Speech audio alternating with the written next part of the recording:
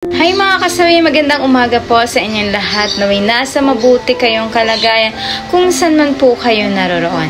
Ang ganda ng ating tatalakay ngayong umaga dahil tungkol ito sa mag-asawa or mag-jowa mga kasawi na dapat nyo itong pakinggan mga kasawi. Ano ang tatlong sign na sumisira sa isang relasyon mga kasawi?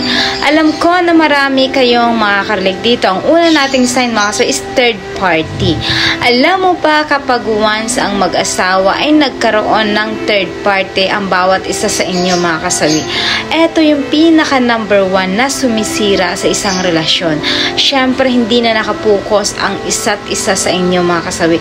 Doon na siya nakabaling yung atensyon niya sa ibang babae or ang atensyon niya sa ibang lalaki mga kasawi. Siyempre kapag once na ganito mga kasawi ang senaryo, ibig sabihin isa yan sa mga sign na talagang sisira sa inyong relasyon at hindi kayo tatagal kapag once nagkaroon ng isa sa inyo na merong third party mga kasawi. Siyempre hindi nabuo ang inyong pagmamahal sa asawa ninyo or jowa ninyo dahil meron na silang kahati. At higit sa lahat, meron na silang kinababaliwan na ibang babae or ibang lalaki mga kasawi. Ayan yung ating unang sign. Ang pangalawa natin mga kasawi is kawalan ng tiwala sa isa't isa.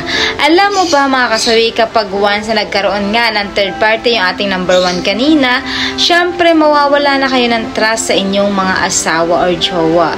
Kapag nawalan ang tiwala ninyo, syempre lagi kayong mag-aaway mga kasawi kasi babalik at babalikan ninyo yung pagkakasala ng partner ninyo. Syempre higit sa lahat mga kasawi kapag once ang asawa ninyo ay pumunta ito sa ibang lugar, nawawala na kayo ng tiwala sa kanya.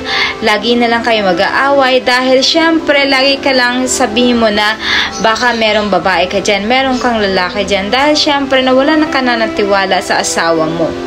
Kaya ang ending mga kasawi is hindi talaga kayo magtatagal na mag-asawa or mag-jowa dahil nawalan na kayo ng trust sa isa't isa. Napaka-importante pa naman sa mag-asawa ang trust mga kasawi kasi syempre kapag walang issue na nagkakaroon ng third party mag-asawa, kahit saan pumunta ang asawa ninyo ay buo ang tiwala mo. Hindi mo siya paghihinilaan na meron siyang babae or lalaki sa ibang lugar kasi nga andun yung 100% na tiwala mo. Pero kapag once na ito ay nasira mga kasawi, baliwala ng lahat kasi wala nang mangyayari sa inyong relasyon kundi puro away na lang. Ayan yung ating pangalawang sign. Ang pangatlo mga kasawi is walang oras sa isa't isa. Alam mo ba sa mag-asawa or mag-jowa, napaka-importante na magkaroon tayo ng bonding moment or oras sa isa't isa kasi nga mas maganda ito mga kasawi, at least napapanatili natin yung magandang pagsasama natin na mag-asawa or mag-jowa kapag meron kayong oras sa isa't isa. Napapag-usapan nyo dalawa kung ano yung mga bagay na nangyayari sa inyo sa bawat araw, bawat minutong lumilipas kasi napaka-importante yan sa mag-asawa mga kasawi. Kaya wag na wag nyo itong babaliwalain ang pagbibigay ng oras sa bawat isa. Kasi kapag once na ito ay nawala, syempre ang mangyayari ay baka magulat ka na lang na iba na ang kausap ng iyong asawa at ganun din siya. Dahil hindi mo siya binibigyan ng oras. Dahil yung iba ay merong oras sa asawa mo at ikaw ay wala. So ayan yung ating pangatlong sign. At syempre, hindi mawawala yung advice sa topic na ito mga kasawi. Syempre, sa bawat relasyon mga kasawi is napakaganda na andyan si God para sa atin. Kasi kapag once na meron tayong faith para sa Kanya, ay siya yung gag-guide sa atin para hindi tayo makagawa ng hindi maganda sa ating mga partner mga kasawi. At syempre, lagi niyong tatandaan na kailangan mahalin nyo ang bawat isa at magkaroon kayo ng oras para kayo ay makapag-usap dalawa at makapag-banding. Mahalaga din sa isang relasyon mga kasawi yung tinatanong mo kung ano ang kagustuhan ng partner mo at ganun din siya, tatanungin ka din niya. Kasi napaka-importante yun mga kasawi. Kung ano yung gusto ng partner mo ay pagbigyan mo siya at ganun din siya sa iyo mga kasawi. At syempre laging magpapakumbaba.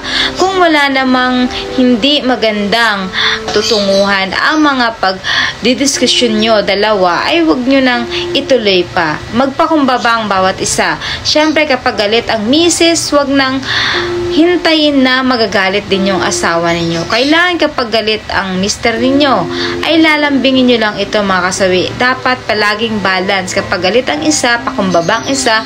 Kapag galit naman yung isa, ikaw din yung magpapakumbaba. Hindi yun masama mga kasawi na minsan binababa natin yung ating pride para isa kaya gaganda ng inyong relasyon ng mag-asawa or mag-jowa. So yan lang yung aking advice mga kasawi. Maraming salamat sa patuloy na pagsuporta ninyo sa akin sa walang sawang pag-share, pag-comment at pagre-react. Mahal kayo ng inyong advisor. Sa mga hindi pa po nakapag-subscribe, pwede na kayo mag-subscribe, pwede na rin kayo mag-follow para updated kayo sa topic ko araw-araw. At kung pwede kayong magbigay ng ating content or topic, pwede kayo mag-PM sa akin mga kasawi para bigyan natin na ito ng tatalakayin para at least makarelate yung ating mga followers or fans natin dyan. So yan lang yung mga kasawi. Mahal kayo ng inyong advisor.